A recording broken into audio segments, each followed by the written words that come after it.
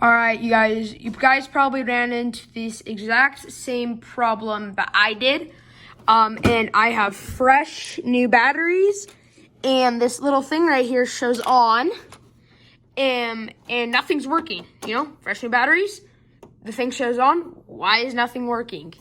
Well, the problem for that is you actually need to put in a coin and then it activates it.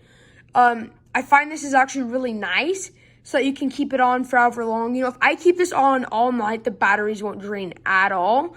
So you can keep this on whenever, and then once you put in that coin, the thing will work. So as for example, put in that coin, and then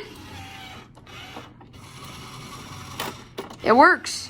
So that's how you get this the claw candy crane machine to actually run and move. Thank you so much for watching.